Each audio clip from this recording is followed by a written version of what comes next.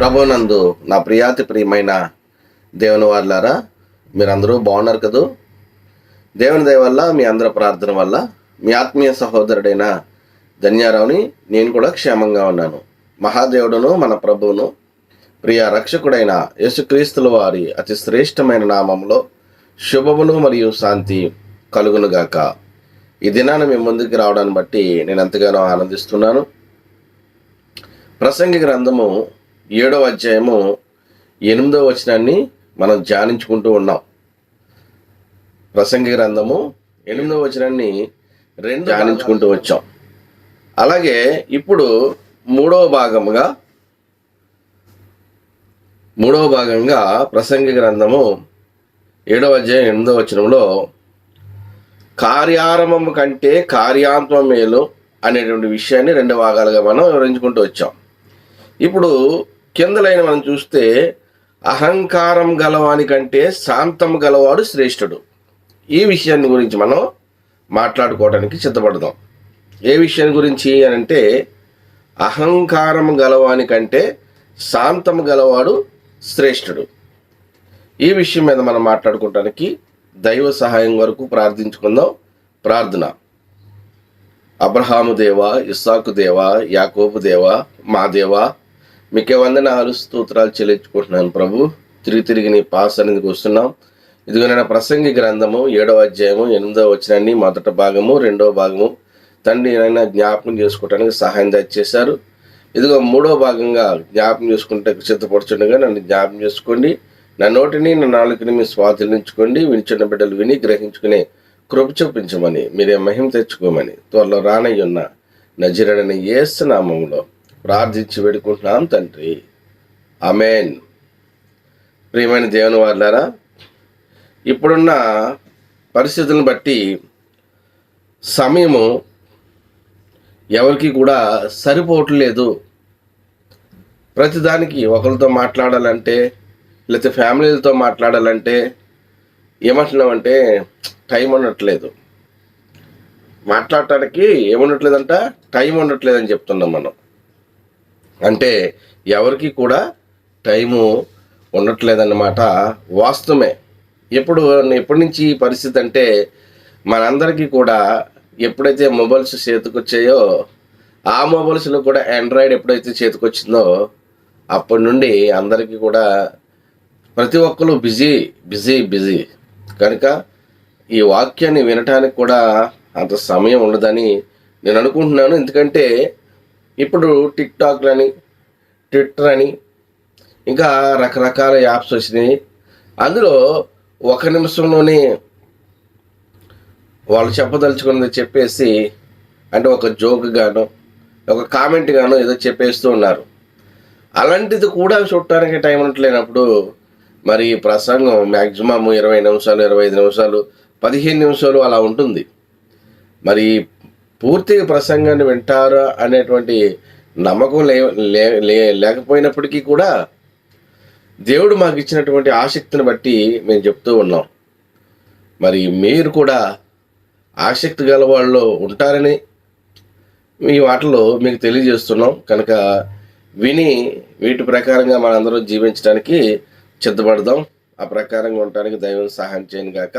ఇక్కడ చదువుకున్నటువంటి వాక్యంలో ప్రసంగి గ్రంథం 7వ అధ్యాయము 8వ వచనంలో అహంకారం గలవాని కంటే శాంతము గలవాడు శ్రేష్ఠుడు అనే మాట మనం చూస్తున్నాం.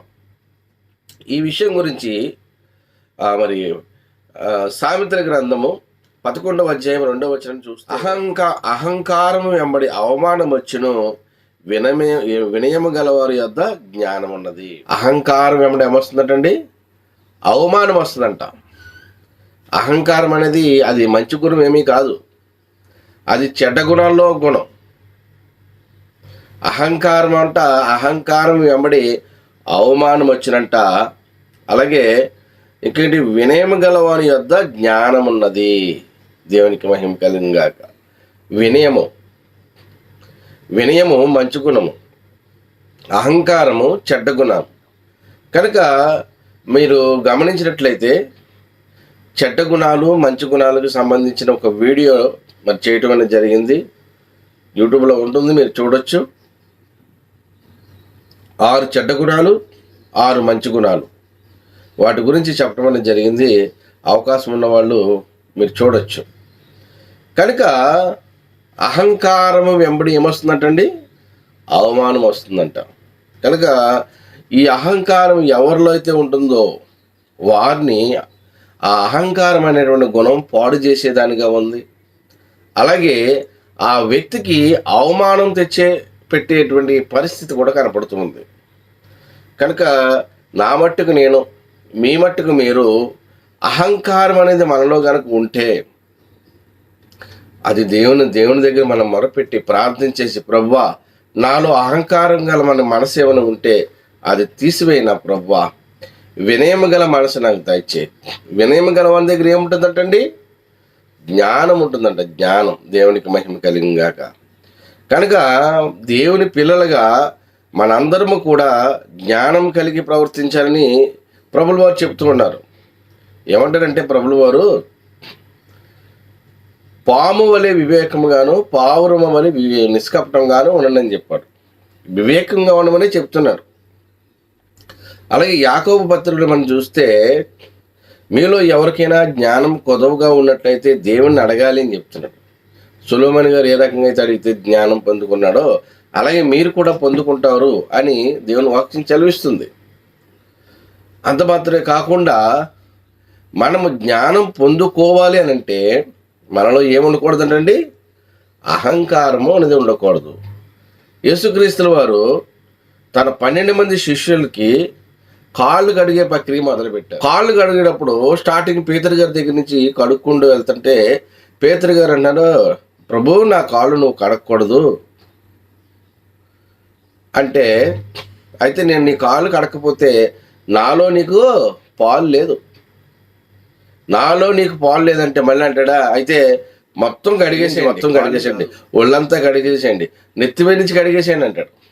పేతురు గారికి కొంత తొందర ఎక్కువ, దుడుకు స్వభావం గల పేతురు గారు అని చాలామంది అంటూ ఉంటారు. ఆయనకి తొందర ఎక్కువే. అయితే ఆయన చెప్తాడు, స్నానం చేసిన వాడు ఒకసారి కాళ్ళు కడుక్కుంటే సరిపోతుందని చెప్తాడు.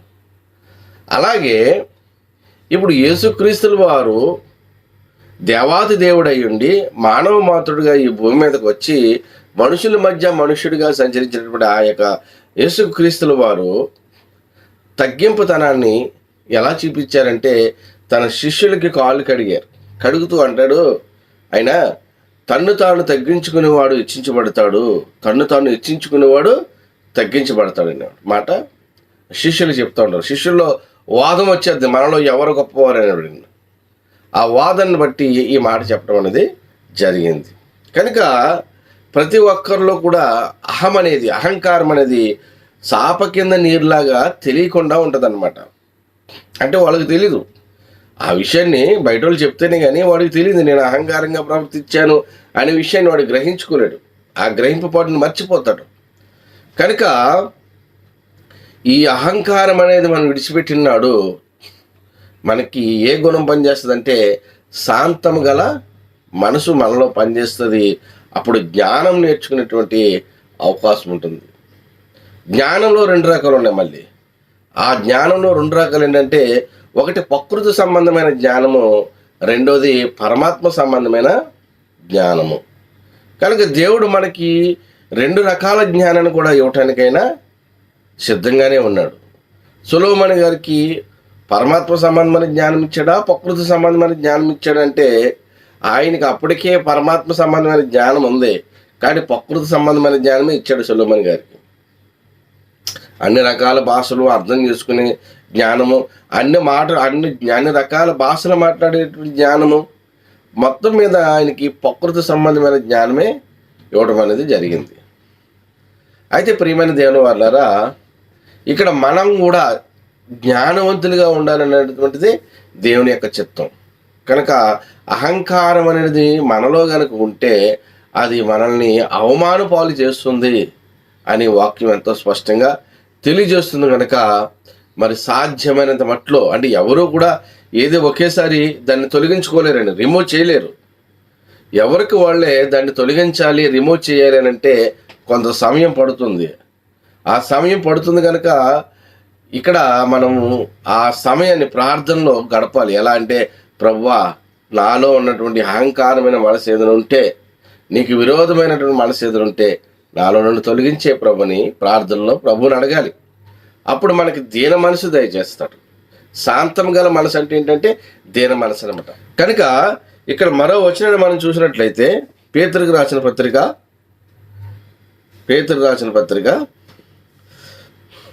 5వ అధ్యాయము 5వ వచనం, అంటే మొదటి పేతురు. గమనించండి, చిన్నపిల్లలారా, మీరు పెద్దలకు లోబడి ఉండి, మీరందరూ ఎదుటివాని ఎడల దీన మనసు అను వస్త్రం ధరించుకుని మిమ్మును అలంకరించుకునుడి. దేవుడు అహంకారులను ఎదిరించి దీనులకు కృప అనుగ్రహించును. దేవునికి మహిమ. దేవుడు అహంకారాలను ఎదిరించి దీనులకి కృపను అనుగ్రహించును అంటాడు. చూడండి ఎంత మంచి మాట. ఒక ఇద్దరు వ్యక్తులు దేవాలయానికి వెళ్ళారు. అందులో ఒక వ్యక్తి పరిచారకుడు, ఇంకో వ్యక్తి సమరయుడు. వీళ్ళిద్దరూ దేవాలయానికి వెళ్ళారు. దేవాలయానికి వెళ్ళినప్పుడు ఈ పరిచారకుడు ఏమంటాడంటే, వారానికి నేను 2 మార్లు ఉపవాసం ఉంటున్నాను, నా సంపాదన అంతట్లో కూడా నేను దశమ భాగం ఇచ్చేస్తున్నాను, అలాగే చోరుల వలె నేను లేను, ఇదిగో ఈ యొక్క సమరయుడి వలె కూడా నేను లేను, కనుక నేను చాలా పర్ఫెక్ట్ అని దేవుడి దగ్గర ఆయన ప్రార్థన చేశాడండి. ఆ ప్రార్థన దేవుడు అంగీకరించలేదు. ఎందుకంటే అది అంటే వెచ్చించుకునేటువంటి ప్రార్థన, తగ్గించుకునే ప్రార్థన కాదు. చాలా పర్ఫెక్ట్, నాలంటోడు ఇంకెవడో లేడు అన్నట్టు ప్రార్థన చేస్తే ఆ ప్రార్థన దేవుడు అంగీకరించలేదు, ప్రభు అంగీకరించలేదు ఆ ప్రార్థన. మరి ఈ సమరయుడు ఎలా చేశాడంటే ప్రార్థన ఎలా చేశాడంటే, ప్రభువా, పాపనైన నన్ను క్షమించు, నీ తట్టు కనులెత్తుటకైనా నాకు ధైర్యము సరిపోవట్లేదు అన్నాడు. ఏమండి, నీ తట్టు కనులెత్తుటకైనా నాకు ధైర్యము సరిపోవట్లేదు. కనుక అతనికంటే ఇతనే ప్రార్థన మరి అతను దేవుడు అంగీకరించినట్టుగా మనం చూస్తూ ఉంటాం. కనుక ప్రియమైన దేవుని వారలారా, మనలో ఏమాత్రమైన తగ్గింపుతనం లేకపోయినా అహంకారం అనేటువంటి మనసు మనలో ఉన్నట్లయితే అది మనల్ని పాడు చేసేటట్టుగా కనపడుతూ ఉంది. కనుక ప్రభు పేరిట మీకు తెలియజేస్తున్నాను, దాన్ని తొలగించుకోవటానికి ప్రభు మీద మీరు ఆధారపడండి. రెండోదిగా, దీన మనసుని మీరు ధరించుకున్నట్లయితే మీకైనా కృపని అనుగ్రహిస్తారంట. దేవునికి మహిమ కలిగిన గాక. మీరు కనుక చిన్నపిల్లలారా అని చెప్తున్నాడు అక్కడ చక్కని మాట. మళ్ళీ చదువుకుందాం ఆ మాటను ఒకసారి. మళ్ళీ మనం చదువుకున్నట్లయితే ఆ మాట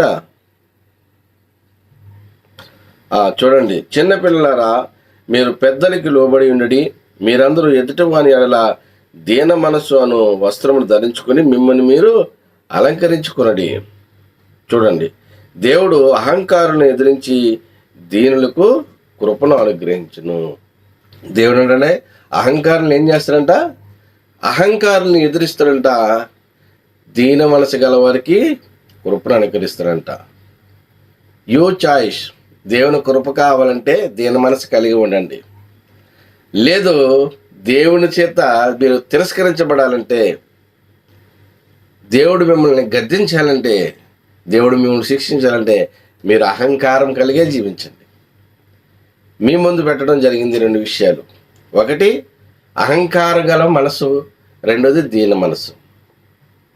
దీన మనసు అంటే తన్ను తాను తగ్గించుకోవటం, అహంకారం అంటే తన్ను తాను హెచ్చించుకోవటం.